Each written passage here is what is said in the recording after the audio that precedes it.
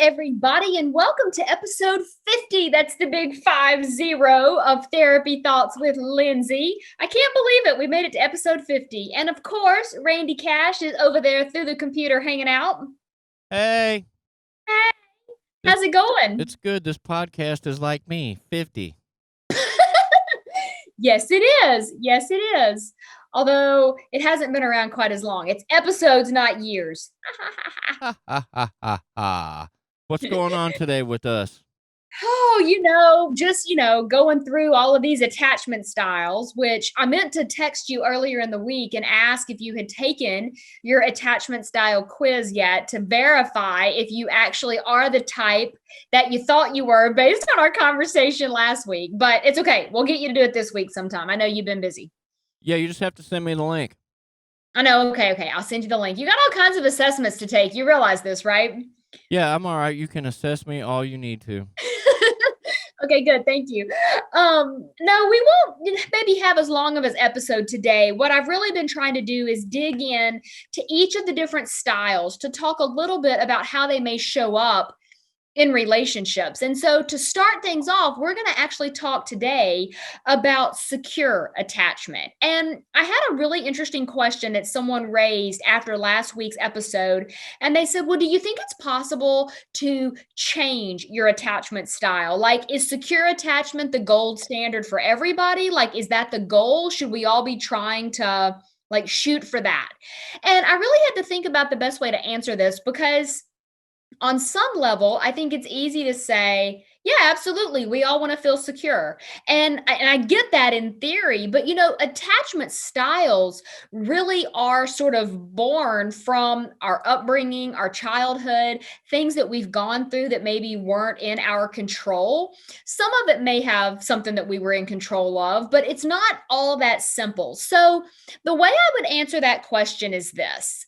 It is possible to develop awareness that you can use as a roadmap to not only better understand yourself, but to understand how those elements of yourself show up in your relationships. And although we are mostly talking about romantic relationships from this perspective of this podcast, I don't want people to hear this and think, well, she talked about secure attachment. And if I don't feel that way, then it means something's wrong with me, or it means it's bad, or I'm somehow less than, because that's not really accurate or an effective way to assess yourself. So I just want to kind of put that disclaimer out there because I do feel like sometimes, if all we do is talk about what we're striving for, we miss the point, or we miss the importance of going through things and learning about ourselves.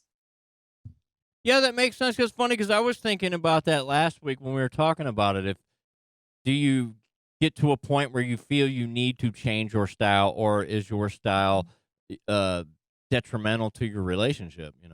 Now, it could be, right? As we go through the different ones over the next few weeks, you may hear some elements of how that shows up, and you might go, man, okay, so if that's my style and that's how I'm showing up, that could really keep me from having a happy, successful relationship, or it may create friction or unnecessary arguments or things of that nature. So that's why we want to look at it through the lens of awareness, which leads to behavioral changes versus trying to actually change the core of who we are. Because I'm just not sure that we can really change the core of who we are. I know we're going to talk about secure attachment today, but I'll go ahead and use me as an example again. I know I have more of an anxious, preoccupied attachment, and we're not going to get into all the details of that till next week, but it's not a secure attachment, and I struggle with that. But the fact that I'm aware of it, the fact that I know when it's happening, or I can find myself sort of spiraling on something negative, I can recognize it. I have awareness, right? Then I can choose how I want to keep responding. Do I give into those sort of voices or thoughts in my head that want to tell me negative things? Or do I allow myself to process through it and then reset in a more effective way? So that's really what we're going for, right? So when we are talking about secure attachment, here is sort of a checklist of ways that this might show up. If you've taken the personal school developments quiz, you should at this point know your type. If you don't know your type, by all means, hit the pause button, go take the quiz. It's linked in the like the body of this podcast episode, go take the quiz and then come back and listen to the rest of it to see how you're showing up. So, some of the ways that a secure attachment might show up is that not only do you have a really positive view and sense of yourself, but you also view others in a positive light. So, there's a lot of trust, there's a lot of vulnerability. There's a lot of feelings of being able to communicate how you're feeling. Your feelings don't scare you. You're aware of them. You know that all the feelings are valid and that all of the feelings are going to show up, and you feel comfortable expressing a variety of those feelings. Also, if your attachment style is secure, you're probably going to feel pretty comfortable connecting yourself to other people, whether it be for romance or friendship or family or whatever it may be. You're going to feel a certain amount of comfort just attaching your emotions to them. And that's not comfortable for everybody. So, if you do have a secure attachment, that's one of those benefits that comes from it, right? Um, Another thing from the secure attachment that's really interesting is that in some of the types, you may not actually feel comfortable relying on other people or having them rely on you. But from a secure attachment point of view, this kind of goes back to that you view yourself positively, you view other people positively. And so, therefore, you're okay relying on others. You trust them. You also feel like they trust you. And it's kind of this give and take, this back and forth. Couple of other elements that might show up is that you don't have a lot of thoughts and worries about what if you are alone? What if you don't have someone? You don't feel the need to attach yourself to someone to validate your existence or to validate who you are. And then there's also a certain level of almost being like your own best friend. And I want to make a note real quick because I realized I left this off of the beginning. Nobody is 100% any of these types. That's why it's important for us to talk about each of them individually, but to see how they all tie together because we all have like a mixture or a percentage breakdown, so to speak. And so it's not just like all solid one type. And then ultimately, with a secure attachment, you are going to feel very accepted, like self acceptance is there, but you also feel like other people are accepting you because you've attached to them in a secure way. And if they don't like you or they don't get you or whatever, you don't see it as a message about your worth or a message about whether or not you deserve to be accepted. You simply see it kind of as their loss, that they didn't see the awesomeness that is you, and so therefore it's kind of, no worry for you, you're going to move on to find somebody that actually does want you for you. Yeah, your feeling of self-worth, I don't mean you personally, Lindsay Walden, but I mean people in general. For me, that is a tricky beast to navigate because I like you. I have very well, I don't want to say like you, but I struggle with my self-worth a lot. But I know that I'm a good person and I know that I like the person that I don't want to say I'm trying to be because I'm not being inauthentic, if that's a real Mhm. word, but the It is just a real the word. way that I wanna behave, I guess, is more correctly what I should have said. I Yeah. know it's something that just takes some work, man, but that self-worth really gets in the way sometimes. Yeah, it does. And so that's why, like, let's say you do your quiz with the personal development school, and it comes back and it says that you are 60% secure, but then maybe you've got like 30% that's more in the anxious, preoccupied category. So that means that 60% of the time, the characteristics that we went over today are going to absolutely fit you.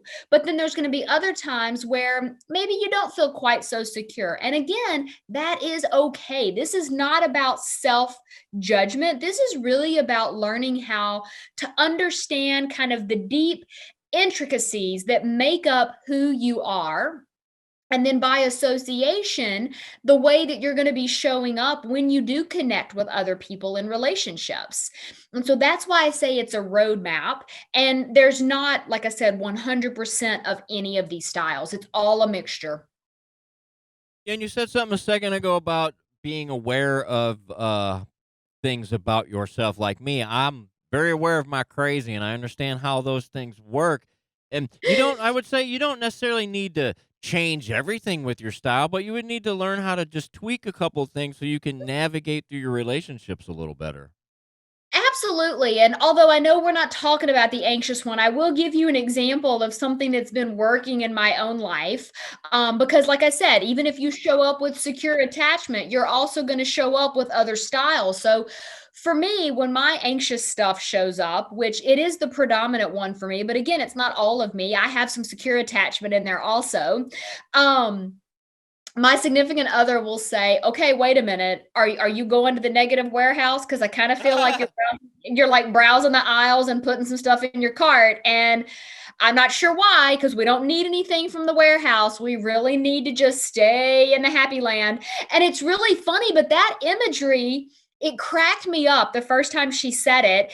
And it really does work because now, if I have a moment where I like, she says something or I say something, and then I'm like, "Oh my God, are you mad at me?" She's like, "Stop it. Don't go to the warehouse. We do not need anything. You need to cancel that membership."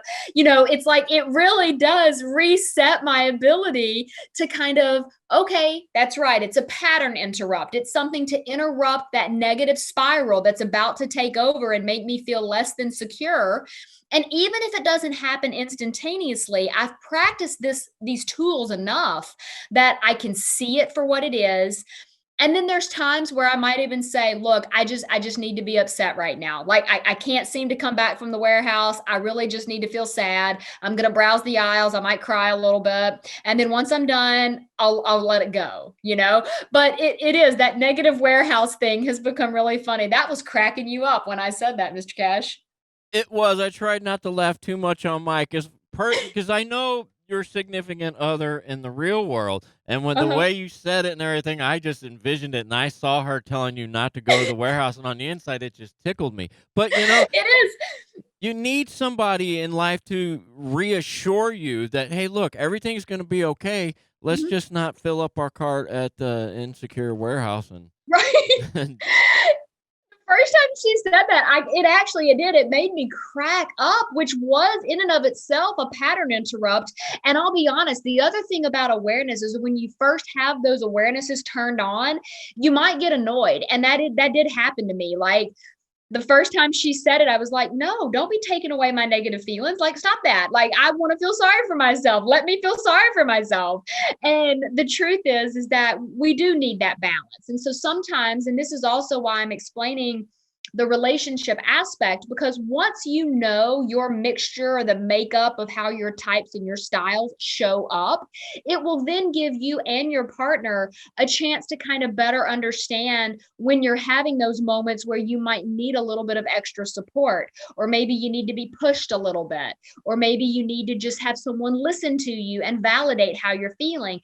And so all of it is just part of this big puzzle that we're putting together of what it takes to have a healthy, happy relationship that serves the needs of everyone involved. And it's a process, but it is possible.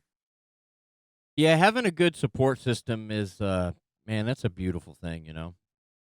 It is. And, I realize that not everyone has all of those support structures in place, which is another reason that I am trying to put as much content out there as I can to support and offer insight and to just give some, helpful tidbits that maybe you can start thinking about things through a different lens. So if you took nothing from today's session, or not session, but today's podcast episode other than don't go to the negative warehouse, or at least be aware that you're browsing the aisles, then maybe that's helpful. I am okay with that.